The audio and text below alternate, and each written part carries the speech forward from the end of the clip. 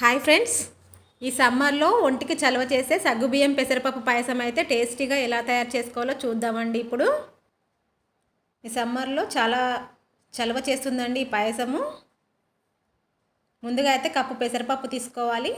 దాని అయితే కొద్దిగా దూరగా వేయించుకోవాలండి. సన్న మంట పైన కొద్దిగా దూరగా వేగాలి, కమ్మటి వాసన వచ్చే వరకు వేయించుకోండి. సగ్గుబియ్యాన్ని అయితే ఒక గంట ముందే నానబెట్టి అయితే పెట్టుకోవాలండి. నానబెట్టిన సగ్గుబియ్యాన్ని ఇప్పుడు ఉడికించుకోవాలి. కొద్దిగా వాటర్ వేసి ఉడికించుకోండి దానిని. పెసరపప్పు అయితే వేగిపోయింది కదా, ఇప్పుడు ఒకసారి కడిగేయాలండి. కడిగేసిన తర్వాత ఒక గ్లాస్ వాటర్ పోసి కొద్దిగా ఉడికించుకోవాలండి అది మెత్తగా.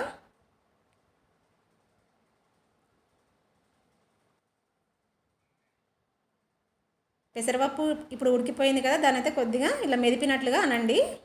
మరీ మెత్తగా అవసరం లేదు, స్పూన్తోనే ఇలా మెత్తగా అంటే అయిపోతుంది. ఇప్పుడు ఒక కప్పు బెల్లాన్ని అయితే తీసుకుంటున్నాము. కప్పు బెల్లంలో ఒక కప్పున్నర వాటర్ వేసి దాన్ని అయితే కరిగించుకోవాలి.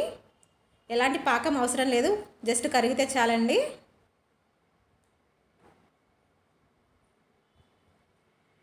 పాలు కూడా మరిగించుకొని చల్లారబెట్టుకోవాలండి. పాకం అయితే రెడీ అయిపోయింది, బెల్లం పాకం. అదైతే పక్కన పెట్టేసుకోండి. ఇప్పుడు ఉడికించుకున్న సగ్గుబియ్యం ఉన్నాయి కదా, అవైతే పెసరపప్పులో వేసుకోవాలి. వేసుకొని మొత్తం ఒకసారి అయితే కలిపేసుకోండి.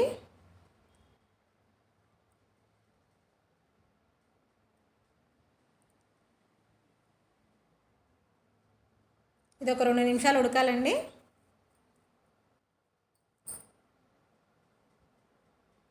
ఇప్పుడైతే 2 యాలకులు దంచుకొని అదైతే పౌడర్ చేసి వేసుకోవాలి.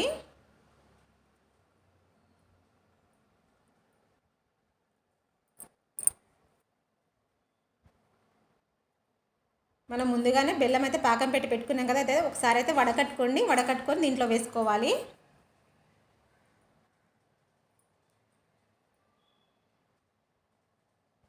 దీంట్లో వేసిన తర్వాత ఒక 5 నిమిషాలు అయితే ఉడికించండి బాగా. పాకం అంతా పెసరపప్పుకి సగ్గుబియ్యానికి మొత్తానికి పడుతుంది. ఒక 5 నిమిషాలు ఉడికించుకోవాలి.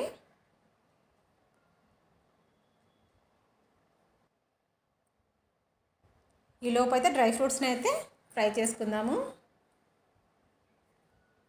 కొద్దిగా నెయ్యి వేసుకొని చిన్న ముక్కలుగా కట్ చేసుకున్న డ్రై ఫ్రూట్స్ని అయితే దీంట్లో వేసి వేయించుకోవాలండి. బాదాం, జీడిపప్పు, కిస్మిస్ అవన్నీ వేసుకొని వేయించుకోండి దూరగా.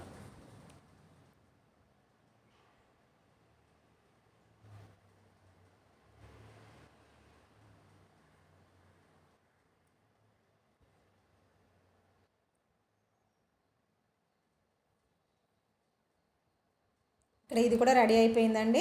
ఇలా ఉంటే సరిపోతుంది. చూడండి, ఈ విధంగా ఉండాలి. ఉడికిపోయింది కదా, అయితే స్టవ్ ఆఫ్ చేసుకోండి. డ్రై ఫ్రూట్స్ని అయితే అందులో వేసేసుకోవాలండి.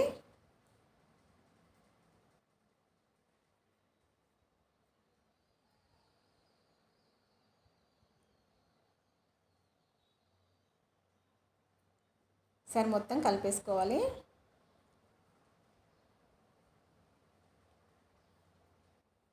ఇది పూర్తిగా చల్లారనివ్వాలి. చల్లారిన తర్వాత మనం ముందుగానే కాగబెట్టి చల్లార్చుకున్నాం కదా పాలు, చిక్కటి పాలను అయితే ఇందులో వేసుకోవాలి. చల్లారిన తర్వాతే వేయాలండి, లేదంటే బెల్లం వేసాం కదా విరిగిపోతాయి పాలు. అది చల్లారాకే పాలు వేసుకొని ఒకసారి అయితే కలిపేసుకోండి. ఎంతో టేస్టీగా ఉండే సగ్గుబియ్యం పెసరపప్పు పాయసం అయితే రెడీ అండి. ఎండాకాలంలో ఒంటికి చలవ చేస్తుంది. ఇది చాలా టేస్టీగా కూడా ఉంటుంది. తప్పకుండా ట్రై చేయండి. Please subscribe my channel.